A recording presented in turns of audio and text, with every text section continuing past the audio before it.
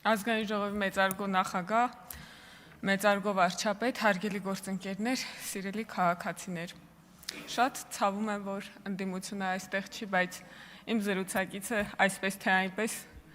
մեզ ընտրած եւ ընդդիմությանը ընտրած քաղաքացիներն են եւ ես հույս ունեմ, որ քաղաքացիների հետ իմ խոսակցությունը կստացվի։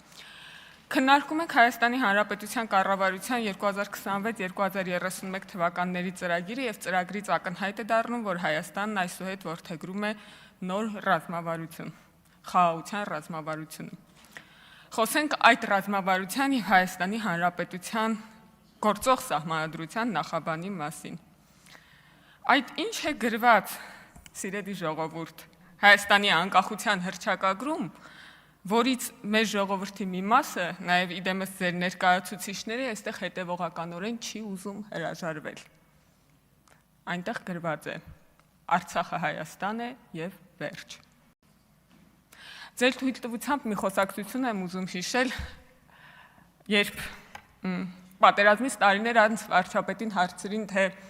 ինչու է ի վերջո նա հայտարարել, որ Արցախը Հայաստան է եւ վերջ, եւ վարչապետը տվեց մի շատ պարզ եւ ցնցող պատասխան.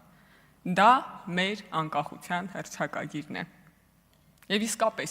ինչ է ի վերջո ասել Հայաստանի վարչապետ Նիկոլ Փաշինյանը 2019 թվականի Ղարաբաղում։ Ասել է այն, ինչ ամրագրված է եղել Հայաստանի Հանրապետության սահմանադրությամբ։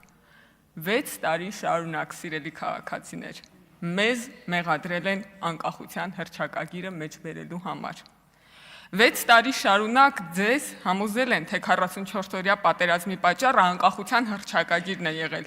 եւ այդ արտահայտությունն է Արցախը Հայաստան է եւ վերջ։ 6 տարի շարունակ դա ձեզ համոզելուց հետո այսօր էլ փորձում են ձեզ հակառակում համոզել, թե դուք պետք է քվեարկեք այդ գաղափարի օգտին, հակառակ դեպքում Հայաստանի գոյությունը կվտանգվի։ Որտեղ է տրամաբանությունը։ Տրամաբանությունը, ինչպես եւ ընդդիմությունը լքել է դահլիճը։ Սիրելի քաղաքացիներ, անկախության հռչակագիրը սահմանադրության նախաբանում պահելը եւ ձեզ այդպիսի քվեարկության առջև կանգնեցնելը անպատասխանատու է։ Մենք, հարգելի գործընկերներ, հարգելի ընդդիմադիր գործընկերներ նույնպես, մեզ պետք է չափահաս քաղաքական գործիչների պես պահենք։ Եթե մենք ուզում ենք ունենալ ավելի լավ եւ որ ամենակարևորն է լեգիտիմ սահմանադրություն, մենք չենք կարող այդ սահմանադրությամբ նախաբանում պահպանել Արցախը Հայաստանը եւ վերջ դրույթը, որովհետեւ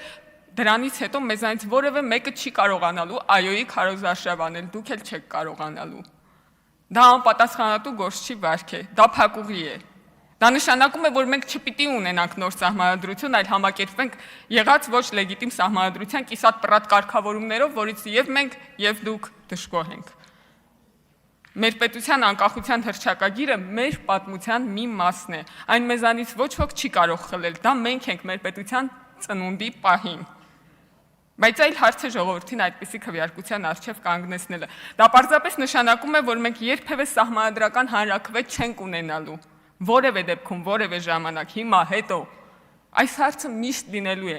Սահմանադրական հանրաքվեի ժամանակ այս հարցը կանգնելու է մեր առջև։ Ղարաբաղյան շարժումը մեր պատմության մի մասն է, դա մեզանից ոչ ոք չի խլելու։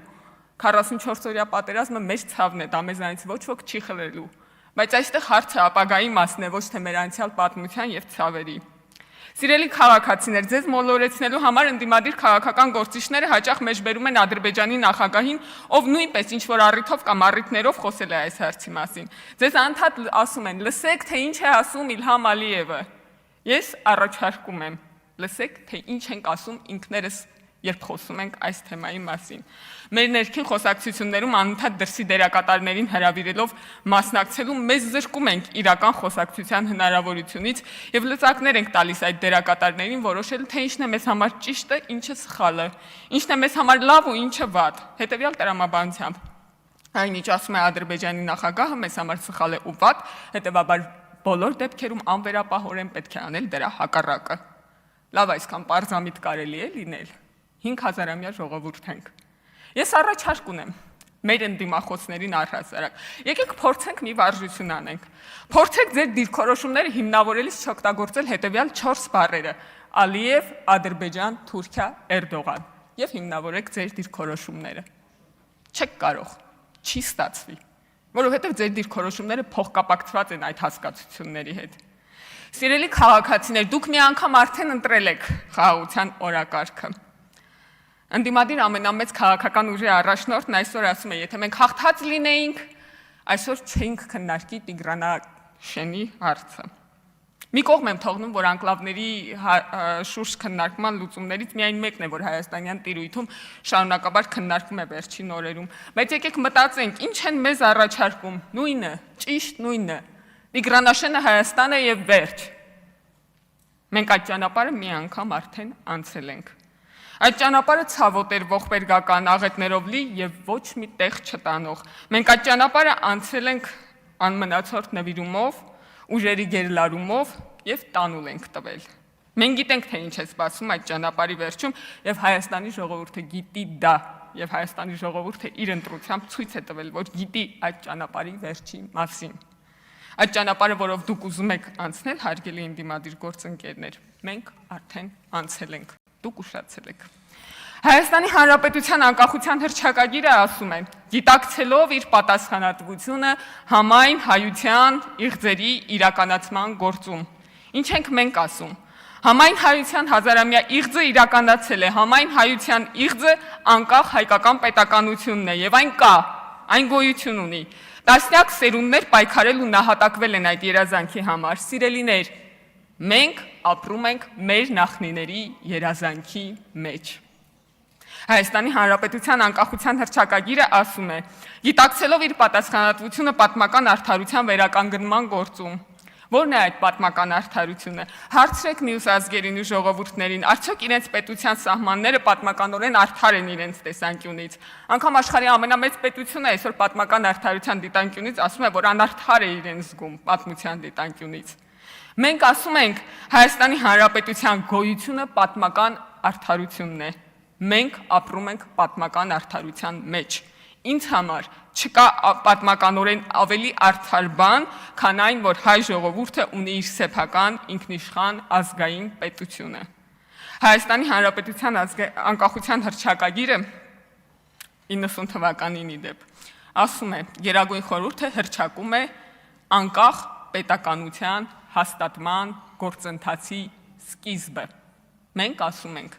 հայկական պետականության հաստատման գործընթացն ավարտված է։ Հայկական պետականությունը հաստատված է Հայաստանի Հանրապետության 29743 քառակուսի կիլոմետր տարածքում, Հայաստանի Հանրապետությունը կատարյալ է, ամբողջական եւ անթերի։ Բազմահազարամյա հայ ժողովրդի տառապանքների եւ երազանքների արդյունքն է Հայաստանի Հանրապետությունը։ Հայաստանի Հանրապետությունը հայկական ինքնության պահպանման ամենաամուր երաշխիքն է։ Իսկ ո՞րն է մեր անելիքը։ Մեր քաղաքական գործիչներիս անելիքը այսօր հայկական պետականությունը պահպանել է, զարգացնել է եւ սերնդեսերունդ փոխանցելը պետք է լինի։ Իսկ որ ամենակարևորն է, այդ պետականության հիմքում ականներ չշարելը։ Այլ կերպ ասած, եթե զարգացման եւ փոխանցման օրակարգում ոչինչ չեք կարողանում անել, ուրեմն գոնե ոչինչ մի արեք։ Շնորհակալություն։ Հավանիր տեսանյութը եւ բաժանորդագրվիր նորությունները բաց չթողնելու համար։